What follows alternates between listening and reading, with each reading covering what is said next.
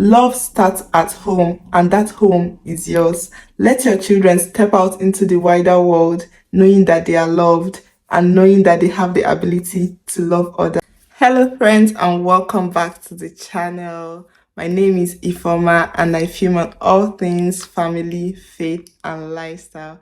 If you're here for the first time, welcome. Please support this channel by hitting the subscribe button, like, and comment. And if you're coming back, thank you for coming back. Thank you to all my OGs for sticking around. In today's episode of Parenting Godly Children in an Ungodly World, we'll be talking about love at home, developing your children's personal traits, as well as children who seem to be late starters. This Harold's book, which is titled Raising Godly Kids, 52 Guidelines to Counterculture Parenting, Day 2, he titled it Love Starts at Home. So the anchor scripture is from Genesis 22 verse 2, and it says, "Take your son, your only son Isaac, whom you love, and go. Sacrifice him there as a burnt offering." What the world needs is love. There is one common denominator amongst people of different culture, different race, different religion, and different tradition, and that is love. Even the Bible says God is love. Loving our family members is often underrated. But let's define love in an unpopular term, just like Harold had defined it. He said, love is an unconditional commitment that is without condition. Whatever happens or whatever we get in return, we'll still love. And it goes to an imperfect individual like our spouses, our children, our neighbors, other family members who are not perfect or undeserving of our love. And for this particular purpose is to meet the needs of a person in such a manner that will require personal sacrifice. Honestly, there is no love without sacrifice. If you think you love someone and you've never sacrificed anything to show that love, intentionally or unintentionally, you really do not love that person, because love comes with sacrifice. Jesus died on the cross of Calvary because he loved us and he wanted to save us from eternal damnation. That is the biggest sacrifice that you can ever get from a human being, and Jesus did it. So if we want to show our children that we love them, we must go out of our way to sacrifice for them in different ways. Our emotional resources, physical resources, financial resources, but there must be sacrifice to prove love. Love in a family is kept alive through little acts of kindness, and this is a journey. You don't have to start now and finish now. And if you're finding it difficult, why not start somewhere? Because every journey starts from point A and gets to point B, and in between there might be punctures on the tires. So think about those little acts of kindness, those thoughtful things you could do for somebody. That is the very way to start. So start small and begin to build it up. Maybe 5 minutes of reading a book to your kids before bedtime, to a simple kiss on the forehead in the morning, and little tiny things that are very thoughtful and are acts of kindness. That's the first way to begin to build love in a family. And remember, it's a journey, so don't be too hard on yourself. And if you need something to remind you that love is a journey and you can take it one step every day, just remember this kitchen motto that he talked about, and it says, divine service performed here daily. So every single day, no matter how small it looks, do something to show love. Love is an answer to the sickness that has diseased our families and our homes. Honestly, so many homes are deprived of love, and then so many vices come in, and at some point we are now lost and wondering, when did all this happen? All this hate, where did it come from? The disorganization, the debt, the filth within our homes, the bitterness in our hearts, where did it come from? It comes from a lack of love. If you don't take anything home today, just remember, love is the answer to the sickness that has diseased our families. Furthermore, love starts at home, and that home is yours. Let your children step out into the wider world knowing that they are loved, and knowing that they have the ability to love others. Disciplining ourselves enough to know when to speak and when to be quiet. Let us take inventory of our thoughts and the things we say and how they affect those who are receiving or receptive of what we are giving out. Late starters. Here, Harold had used about 4 examples of very great men who seemed to be late starters when they were very young. Even their teachers had lost hope in them and kind of used some very derogatory adjectives to describe them. An example would be Thomas Edison, and he's now popularly known, or he was popularly known as the Wizard of Menlo Park. So when he was at school age, his teacher had said to his mother to take him, like, to stop him from school because he was indolent, he was inattentive, and he could not amount to anything. So this stopped his formal education. But today we know who Thomas Edison is. He's one of the prolific inventors of all times, and he's the brain behind electric generation, mass communication, and so many very important devices today, despite the fact that he was thought to be a late starter. Other examples of very popular late starters whom we don't know what would have done in this day without their inventions are people like Louis Pasteur, Otto von Bismarck, Hans Christian Andersen. Don't give up on your children just because they are not meeting milestones that other children are meeting.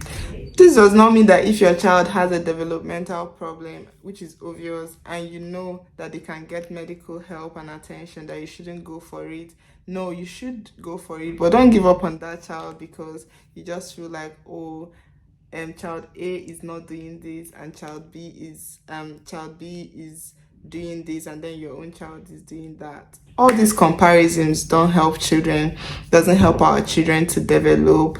They are going to be late starters. Everyone is not going to weigh the same. Everyone is not going to grow at the same rate. Everyone is not going to achieve the same. I mean, if we are all the same, then who are we going to mimic?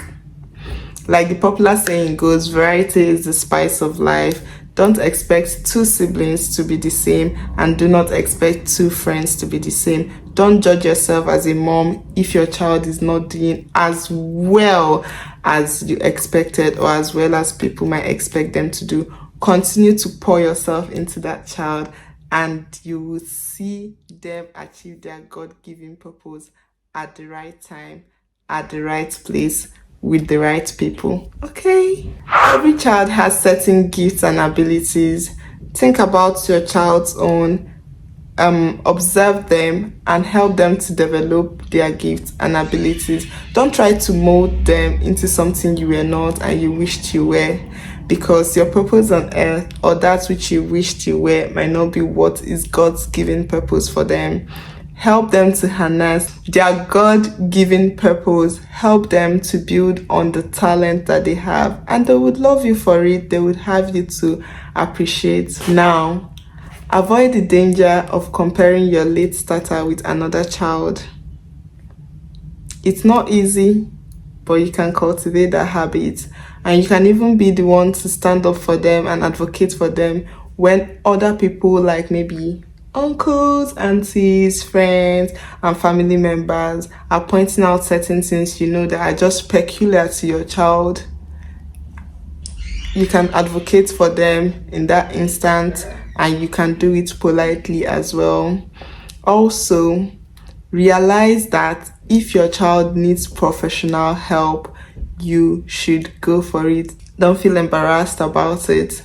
The following guidelines are for you if you're interested in developing the God-given potentials in your child. Firstly, the gift of yourself is the greatest gift you can give to your children. I said this in my former video, the first episode of this parenting series. So it's worthy to know that children who excel usually have parents who read to them, parents who are involved in their growth, parents who are involved in their activities, parents who attend school programs and things like this. Parents who give their time to their children. Bring out the best in your children by fostering their curiosity. See, when a child asks you a question, don't just say, I don't know, or you ask too many questions, or just shift, I'm very busy. No.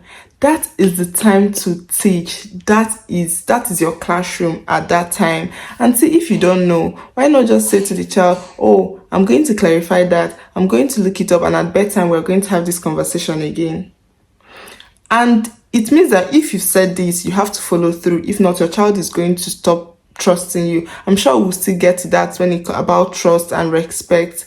But if you're saying to your child, I'm going to have this conversation with you again, or I'm going to answer this question later, you have to follow through with that promise. Then also, if you don't know and you have a different family member who is there, and you know that this family member is probably more knowledgeable in this area, it's best to involve that person in that conversation. It doesn't even have to be a family member. It could be a friend, it could be a colleague, but make sure your children's questions are answered, because that is how they get to learn, and that is how they know that you're interested in what their thoughts are. And the more you engage them in such conversations when they ask questions, the more they feel at home when it comes to telling you things that you would want to know. So you don't necessarily even need to ask them what's going on in their life. If you build this from the very onset, they'll be the ones to come and talk to you and ask you questions when things begin to happen around adolescent stage. I don't know if you get what I mean. Like, build this conversations, build it from when you still have toddlers, when they come with their funny, seemingly irrelevant questions. Try your very best to answer it, and even to give examples that would help to extend the conversation. This way your child knows that you're really interested in what they're thinking about, and they get the answers from you, because charity begins at home. It's whatever values you give to your children from the home, that is what they will take outside. And if you notice what the thing with children, when they learn a thing first, they find it very difficult to throw that idea for a counter one. So if you've taught them the thing about, say for example, sex and the values you have around sex, when they go outside and they hear about it, because they've been pre-informed on these things, it's very difficult to ditch what you've taught them and to pick up something an outsider is saying to them. Okay, so please, let's not take our little ones' little questions as little, because they're really not little.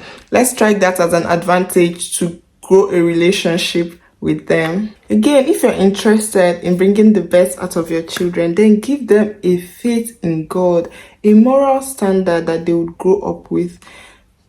Honestly, if they don't have a choice, they have to eat to be nourished, right? That is how faith should be taught at home. You can't go a day in your house without feeding your children something, maybe breakfast, lunch, and dinner. So don't go a day in your home without speaking about your faith, without teaching them about God. That is the best way to bring the best out of your children, because when every other thing fails, all they have to go back to is the very foundation of the faith they have in God. So please teach them. Let's talk about God in our homes.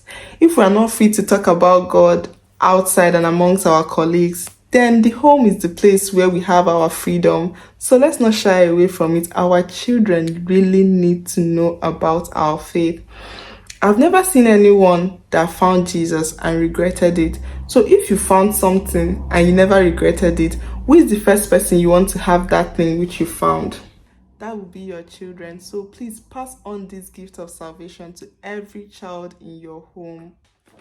So think of these. It's good to answer a child's question, but it's also good to help them answer the question themselves. So how can we help our children and satisfy their curiosity? Giving them channels and ways to search out their answers themselves. So if we have maybe saying a passage in the Bible that answers a question, what we need to do is to find that passage and give it to the child to search, or even say, oh, this book of the Bible has the answers to this question. Then you give them the book of the Bible, for example, Ruth, and then ask them to read it. So you can also fix like a time later to discuss the subject and to see if they were able to find that point that was embedded or hidden in that book of the Bible. And this is just an example. It doesn't have to always be with the Bible, because God has given us so many resources and given us so many great minds who have answered our questions. The only thing is just to find the relevant resources and signpost our children to them, and also make sure to get feedback and ensure that these questions have been laid to rest. What resources do you have in your home that help your children to develop? There are a lot of things on the market that are advertised as self-development tools, but you need to also ask experienced parents to know what tools you could get for your children to help enhance their curiosity and to help develop their personal their potentials and make it into running, moving, kinetic energy. Please, if you've not, hit the subscribe button, like and comment. Just share your thoughts and let's rub minds together. And if you want to be the first to know when I've dropped a new episode, then turn on the notification button and I will see you in the next one. Bye bye.